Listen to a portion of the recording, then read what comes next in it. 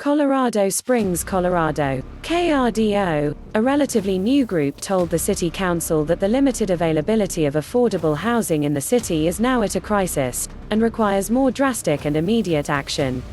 At least 2 council members agreed with the assessment Monday provided by the Affordable Housing Collaborative during a council work session.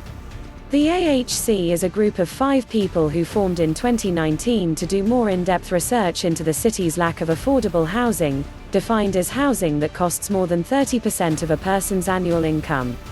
Affordable housing, according to the AHC, is limited because of population growth, lack of housing availability, increased costs of building materials, growing costs for rental properties and single-family homes, and a reluctance by many developers to consider building other types of housing such as condominiums and townhomes. Fees charged to developers and home builders by local governments is another factor mentioned in the affordable housing crunch. Although the city is meeting Mayor John Suther's 2018 goal of building at least 1,000 affordable housing units annually, the AHC is going beyond existing channels to get more individuals involved in resolving the crisis. "We'd like to get individuals, businesses and institutions that own land to donate it," AHC member Randy Scott said. "Then we can connect them with a developer and build an affordable housing project. Having the land donated keeps the cost of a project more affordable." The AHC said that 2 issues are affecting public perception of affordable housing projects. Many people are unaware that a problem exists because it doesn't affect them or their neighborhood, or they believe that living near a project will negatively affect surrounding property values. "We've studied that extensively and we haven't found any project that decreased nearby property values," Scott said. Scott's wife, BJ, is also a member of the collaborative.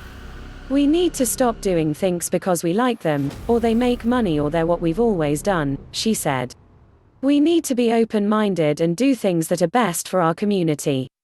Most of our land is devoted to single-family homes. Our economy can't maintain that. We need to look at best practices solutions in other cities. Consider other types of projects. Maybe build housing on vacant retail property." Council members Yolanda Avila and Richard Skorman agreed with the AHC's sense of urgency.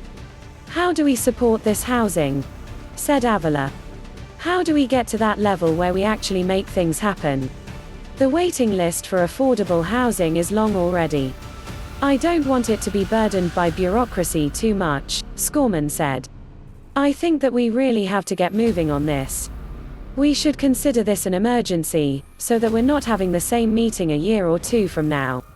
The AHC said that its next step is hosting a housing summit this year that will focus on solutions to the crisis.